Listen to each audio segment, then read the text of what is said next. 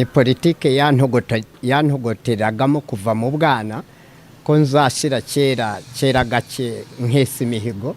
Urumva kuba ntanze kandidatire yanjye ikaba yakiriwe na president wa komisiyo y'igihugu y'amatora cy'u Rwanda, njakiriye neza cyane, ntabwo bintunguye, ahubwo nsanze abanyamakuru bari mu mpuzamahanga muntegereje nk'uko nari narabibasabye ku isi yose. Urumva hano duteraniye mukoze umuti reka isi yose imenye n'iki kijya mbere kuri komisiyo y'amatora headquarters, komisiyo y'igihugu y'amatora mu biro bikuru byayo mu Rwanda hose, East Africa na Africa no ku isi yose barimo gukurikira igikorwa kiri kuba hano live. Abantu wenda bashaka kuvuga ngo ya makuru yabaye kera, yabaye ryari, ni ku itariki 29 z'ukwa gatanu 2024 uno munsi birumvikanye. Urugendo rwo gushaka kandidatire, gushaka no gusinyira rwagenze gute? Rwari rukomeye cyane, rwari agasozi karisimbi, ariko uko byagenda kose Imana ntacyo twayiburana, kubera kwizera birarema kandi byose birashoboka muri iyi si. Iyo wizera Imana kandi ukizerera mu kuri, birumvikana urwo ruhita ruburuca abana byose birakunda. Oye, biriya byari ibibazo bya politike, ntabwo byari uburwayi. Oya, batazababesha kuko nijye wiyumvaga uko niyumvaga icyo gihe nako nkimeze kano kanya, batazababesha. Oya, ntabwo byari byo, zari impamvu za politike nyinshi cyane. Baracyabarura muri komisiyo y'amatora. Amatora agiye kuba cyizere mfite. Icyo kibazo baze ni cyiza cyane, kingana 600% nkuko nakabibahanuriye nakabibabwiye kuva kare kose. Zabayeho gushize urumva muri aya matora zidashobora kongera kuba. Oya, ntizishaka kongera kumbaho kuko nazanye tinga y'ubwenge n'ubumenyi n'ubunararibonye.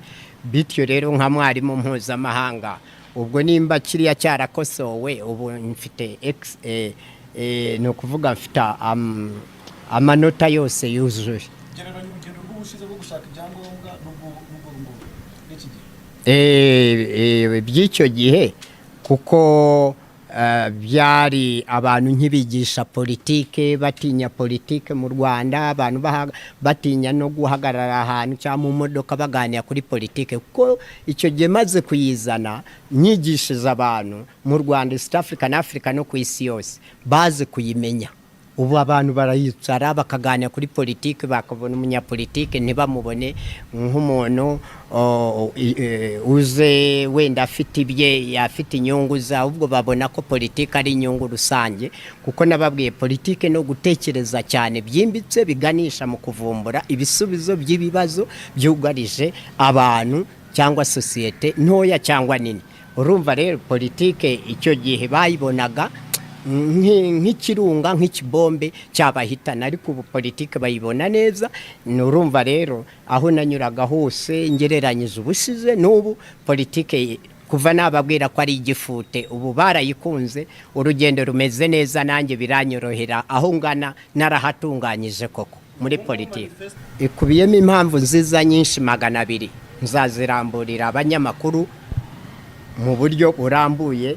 Iya mbere ni ukuzana perezidanse enye zikiyongera kwisanzweho mu majyaruguru, nkabashyiraho perezidanse ikemura ibibazo byaho batiriwe basiragira bazi Kigali.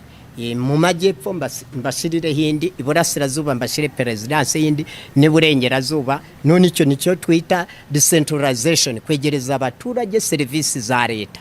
Na immigration nuko nzabikora, nabo mbegereje. None abashaka ibyangombwa kujya mu mahanga bajye babifatira mu ntara zabo, mu turere twabo, mu mirenge yabo. Urumva ngiye korosha ibintu mu gihugu mu buryo budasanzwe. Urumva ko nudusha umusaza w'umunyapolitike mwiza w'amahoro, umukandida ku mwanya w'umukuru w'igihugu cyacu cya Repubulika y'u Rwanda, ukwiriye kukiyobora koko abantu bakumva icyanga cya politike nziza na politike itogotera mu rutirigongo rw'umuntu akavuga kweri wow iyi ni politiki umusaza barafinda Sekikubo Fred azanye nziza cyane yikosora, izakosora East Africa na Africa n'isi yose. Ni ukuvuga impamvu mfite ni 200 ku Rwanda n'ibihumbi 2 kuri Afrika n'ibihumbi 20 ku rwego rw'isi. Izo mpamvu nzazirambura. urakoze cyane Rafiki.